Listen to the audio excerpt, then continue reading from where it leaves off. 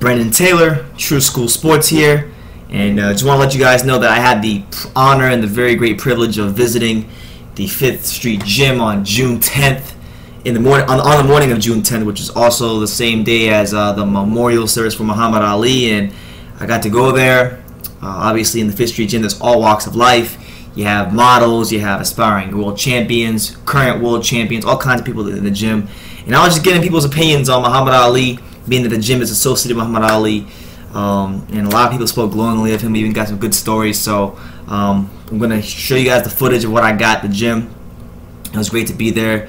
Muhammad Ali, may he rest, may his soul rest in peace. And the memorial service, I know it was a pretty big deal. For a lot of people in the world, and especially the boxing world. So here you guys go, the footage of Muhammad Ali at the 5th Street, or people's opinions and thoughts on Muhammad Ali at the 5th Street Gym. Hope you enjoy it.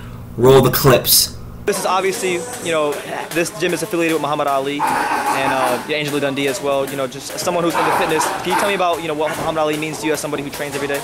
Well, Muhammad Ali was actually one of the biggest inspirations of coming to this gym because he started fighting because a kid stole his bicycle. Yeah. And I saw that and I was like, wow, if he can do that, then, if somebody can push him, like, I want that. I want somebody to push me. So I came here and, my parents have posters of Muhammad Ali all over the house. I know all his quotes. Yeah.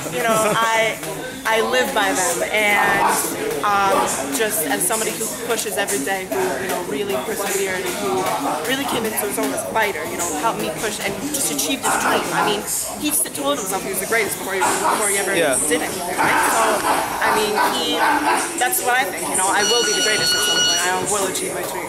All right. We're in the 5th Street Gym. You're training here. It's a very historical place. Muhammad Ali's memorials today. Yeah. Can you talk to yourself as a boxer what Muhammad Ali means to you as a fighter? I think Muhammad Ali is the utopia. You say in boxing you never get to the top. Well, he did. And his work ethic. He's such a humble guy, and he's someone that although he was very flash in certain ways, he put the work in. And one thing I love about him is, when you ever hear Angela Dundee talk about Muhammad, he always says how in training he always worked on stuff, and he didn't necessarily need to win the rounds in sparring, but he was working on something. And it's something I actually took a lot from. When I spar, I always try and learn a certain technique or skill, or try something new, as opposed to just beating up someone whether I'm better or worse, So I think it means a lot. It's the energy in there today is phenomenal, and I got in last night, just to be here to train for my camp, and also, to be with the boys on such a big day, for boxing. Yeah. Is there anything about Ali that sticks out to you more so than anything else?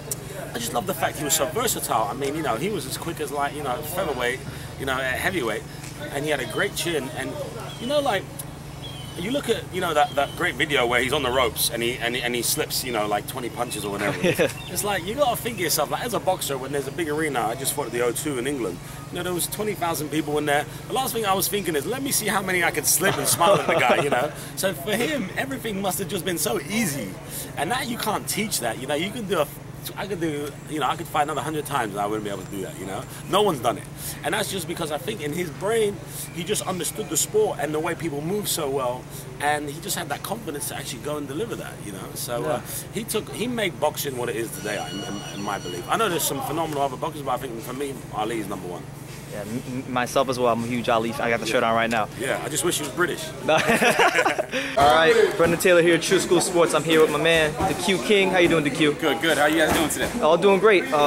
First of all, I wanted to touch on, since we're in this gym, Muhammad Ali. Just can you briefly, just to you, as someone who does fitness on a daily basis, what does Muhammad Ali mean to you? Man, greatness. Literally just greatness in every aspect too, not just the sport. What he did for the country, how much stuff he changed with the civil rights movement, and just an inspiration. Ever since he passed away, I've been seeing all his famous quotes posted on Instagram and Twitter, and you forget how much he really did until it's too late, I wish I got to meet him. Oh, wow. Never got to meet him. It was on my bucket list. Me too. Able to happen, but it's all good. He did a lot for me without me ever meeting him, so. Is there any moment that kind of sticks out of your mind more so than others about Ali? I would say, yeah, recently I was watching him. He was being interviewed on some show back in the day about him not wanting to go into the military. And I never knew the actual reason why he didn't want to do it. I thought it was just because of his religious beliefs. And he actually said at one point, he said, "You won't fight for me here in my own country. Why am I going to go fight for you in some place that I never been to?" And that was deep. It meant a lot to me. What he stood for, you know? You're the owner of the Fifth Street Gym now. The co-owner of the Fifth Street Gym. I opened it together with Angelo Dundee, Muhammad Ali's trainer, and we had to move from the original location, but we're still pushing along. Okay. Today is the memorial service for Muhammad Ali. Correct. You're the co-owner of the gym. So can you just talk about what Muhammad Ali means to you as someone who's constantly involved in boxing? Well, you know, boxing wouldn't be what it is and what it has been even when its heyday. If it wasn't for Muhammad. He taught us, you know, how to train. Muhammad used to run 6 miles in combat boots and sweatsuits in the heat of Miami from Overtown, which was an all-black neighborhood when white people weren't allowed to live in Miami Beach. Wow. He used to run over the bridge and the cops used to stop and ask him where he was going. And Angelo told him, well, he's with me, and then they let him go. It was a bad time in our country's history, but you know, he persevered. You're telling me he ran 6 miles in boots? 6 miles in combat boots and a sweatsuit in the heat of Miami to the gym before his workout. Before that's just the warm up. That's the warm up. You got it. That's crazy. Is there any memory or any story or anything about Muhammad Ali that sticks out to you more so than anything else? A personal story I had. We were at lunch and I got a tweet that said Lennox Lewis is going to come out of retirement and fight Vladimir Klitschko for $100 million. And this was just a few years ago. I would say dead serious. I'll fight them both for $100 million. And that was like a couple years ago. Yeah, a couple years ago. Yeah. Wow. Yeah. So he still had that same kind of like spirit, that fighting spirit, even in the latter years. Spirit never died, and it still won't die. Yeah. You mentioned that this place had a lot of history. Today is Muhammad Ali's memorial service. What does Muhammad Ali mean to you as someone who's in the boxing gym constantly?